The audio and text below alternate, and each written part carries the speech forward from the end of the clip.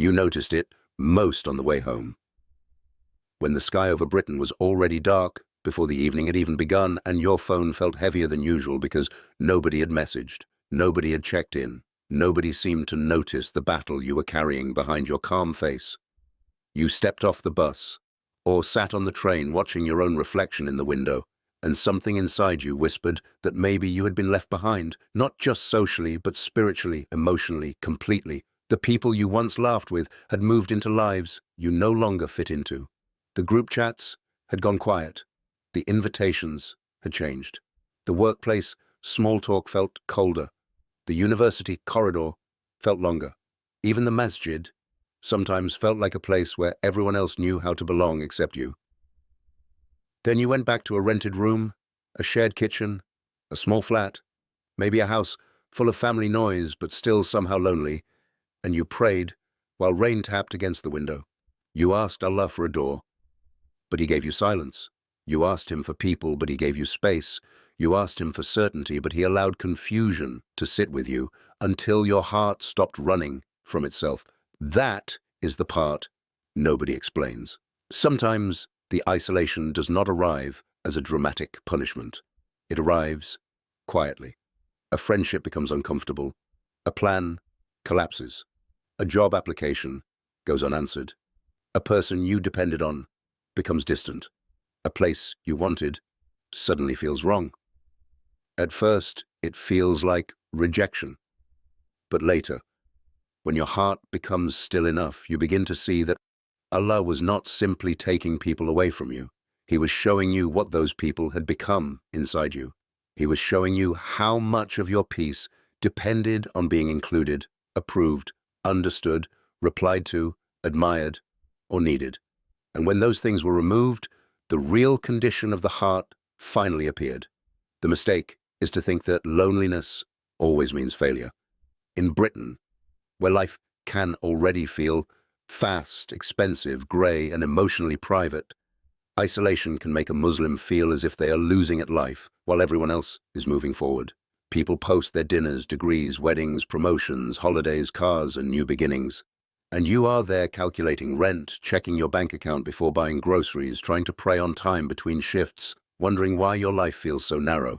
It is easy to look at that quiet season and call it weakness. It is easy to think, maybe I am difficult, maybe I am behind, maybe Allah is displeased with me.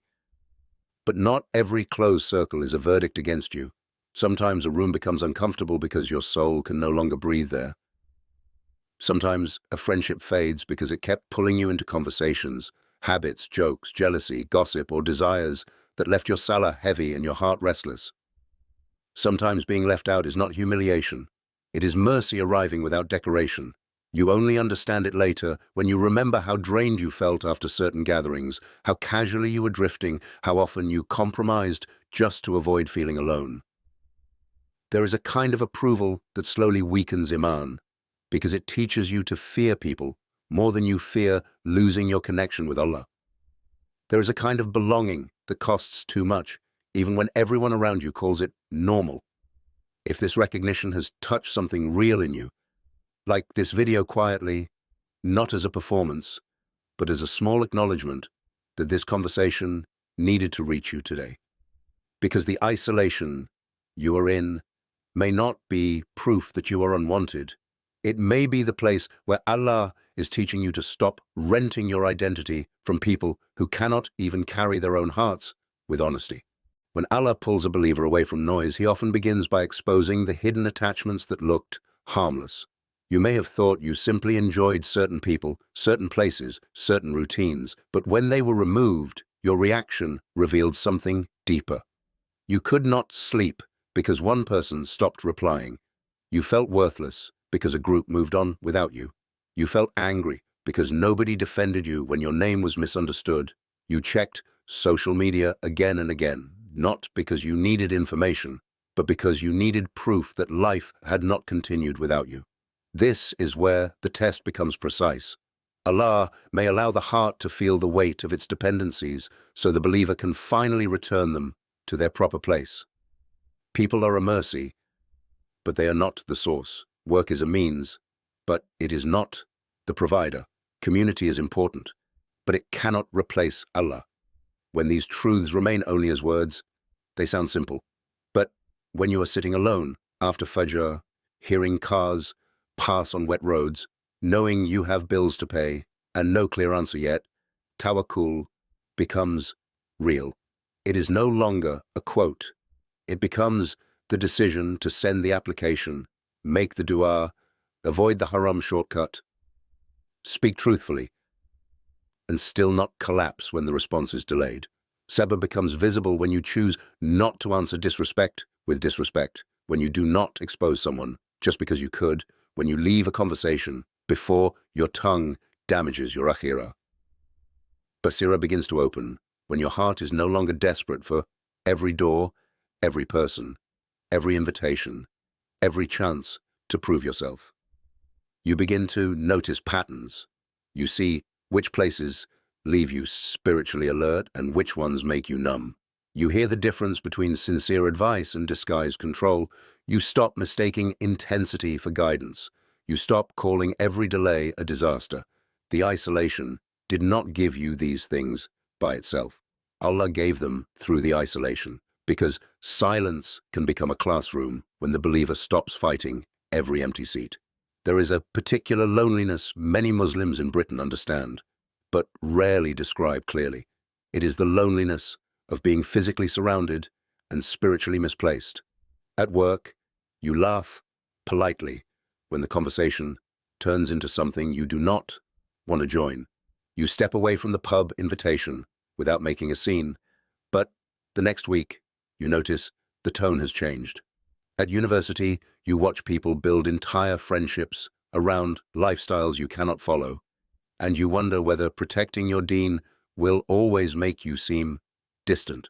At home, family may not understand the pressure you carry outside, or they may compare you to cousins, siblings, neighbors, people back home, people online, people who seem to have found stability before you. You are told to hurry, to earn more, to marry, to decide, to become someone solid, while inside you are still trying to hold your salah together. There are days when halal income feels slower, honesty feels expensive, lowering your gaze feels lonely, and keeping boundaries makes you look arrogant to people who do not know how much you are fighting your own nafs. This is not a fantasy of spiritual struggle. It is a real, ordinary, repeated test. You may pray in a cramped room with a prayer mat folded beside your bed because there is nowhere else. You may make wudu in a cold bathroom before dawn while the rest of the house sleeps. You may sit through lunch breaks without saying much because the conversations are either too empty or too dangerous for your heart. Then, slowly, something changes. You stop needing every environment to understand you. You stop explaining every boundary. You stop apologizing for wanting to remain clean in a place that makes spiritual compromise look mature. The breakthrough begins quietly there. Not when the whole world recognizes you, but when you no longer betray yourself just to make the world feel less awkward around your obedience to Allah. But there is an important truth here, and without it, the heart can become unhealthy. Not every loneliness is a divine invitation to withdraw from everyone.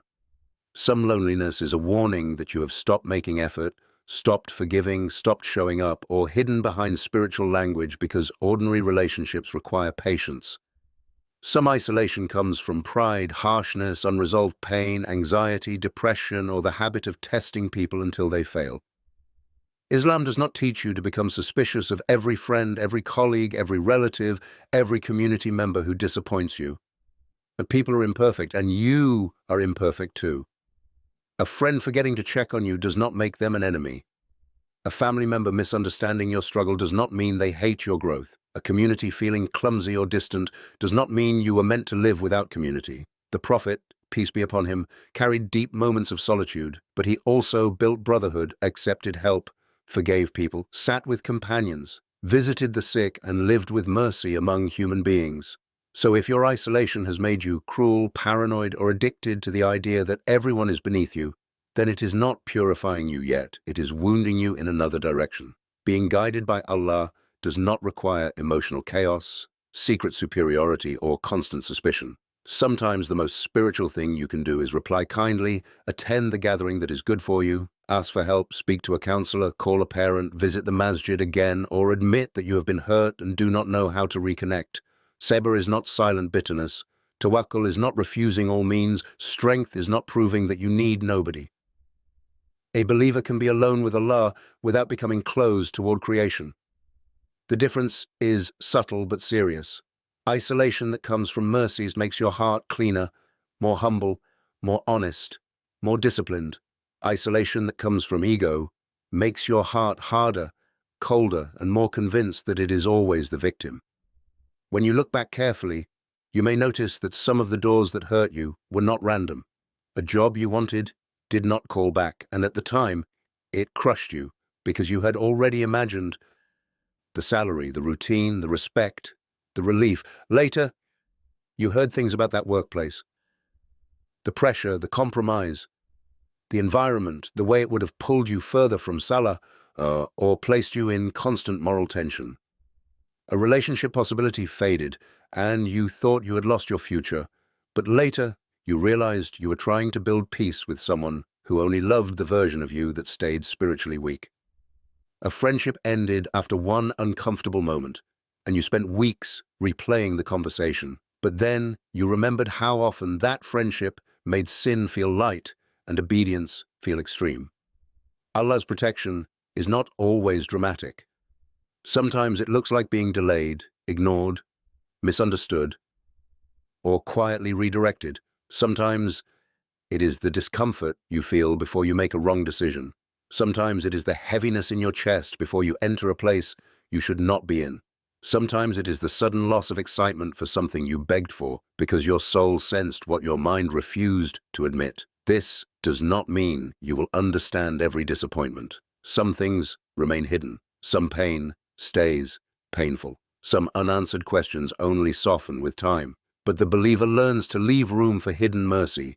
You do not have to call every wound a blessing too quickly, and you do not have to pretend you were not hurt. You can say, Ya Allah, this broke something in me, but do not let it break my trust in you. That is a mature dua. It does not deny the pain. It places the pain where it belongs.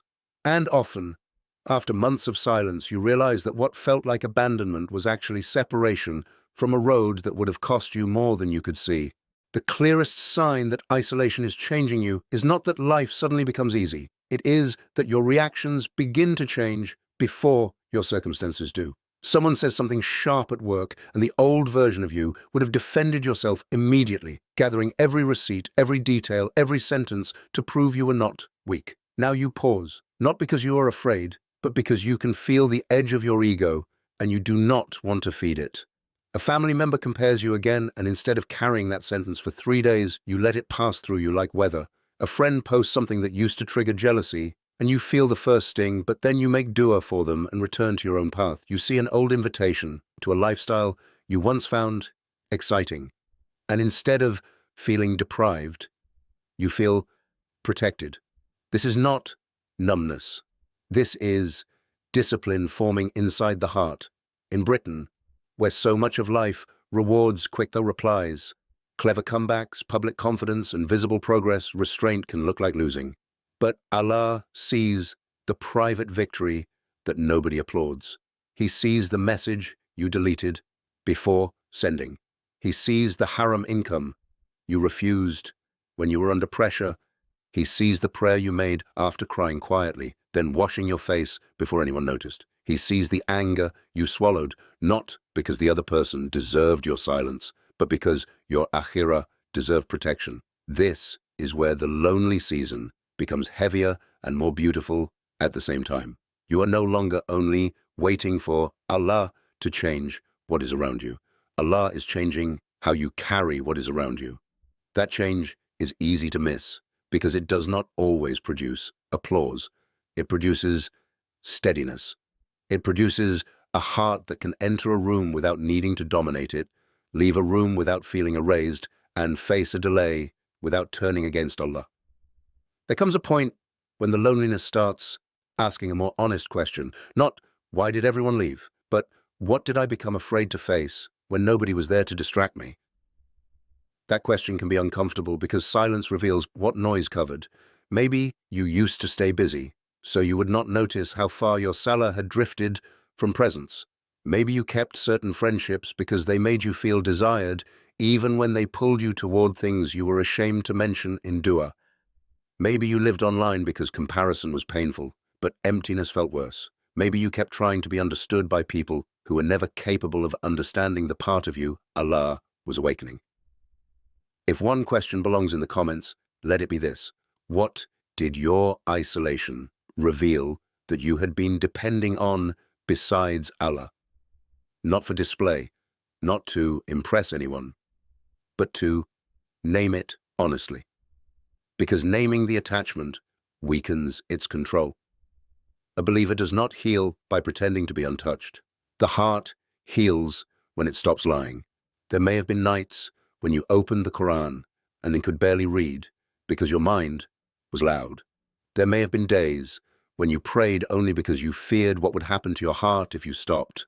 There may have been moments when you wanted to go back to the old crowd, the old comfort, the old messages, the old attention, not because it was good for you, but because loneliness made haram familiarity look warm.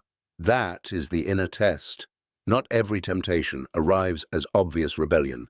Sometimes it arrives as relief. Sometimes Shaitan does not say, disobey Allah. He says, you deserve comfort after all this pain. And the believer, trembling but sincere, has to learn the difference between mercy and escape. The breakthrough, when it comes, may not look like the fantasy you once imagined. It may not be a crowd suddenly admitting they were wrong. It may not be money arriving overnight, a perfect marriage, a public platform, or a life that makes everyone who ignored you regret it. Sometimes the breakthrough is that you wake for Fajr without fighting yourself as much. Sometimes it is that your chest no longer tightens when someone leaves you on red. Sometimes it is that you can sit alone in a cafe, on a bus, in a library, in a small room, and not feel worthless because nobody is beside you. Sometimes it is that you choose a slower halal path and feel a quiet dignity in it. Sometimes it is that Allah opens one door, not 10, but the one door that does not require you to abandon your conscience to walk through it. The right opportunity may still demand effort, paperwork, interviews, rejections, patience, and learning. The right relationship may still require maturity, communication, and humility. The right community may still include imperfect people. Divine timing does not mean life becomes effortless. It means the door opens when your heart can enter without worshipping the door. That is why the isolation had to teach you restraint first. If Allah had given you certain things while you were still desperate for approval, you might have used His gifts to feed the very emptiness He was healing. If He had surrounded you too early, you might have confused company with peace.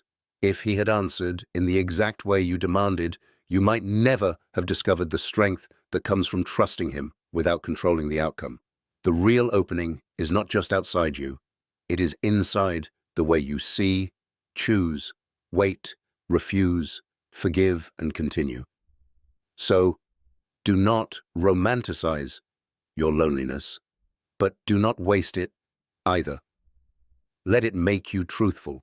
Let it show you which habits weaken your iman after midnight, which conversations make your heart bitter, which ambitions are clean, and which ones are secretly built on proving yourself to people. Let it teach you to make dua without performing sadness for anyone, to keep praying when your room feels too small, to walk through British rain with your heart still facing Allah, to earn carefully even when shortcuts are everywhere, to accept that some people will never understand the version of you that is trying to return to Him.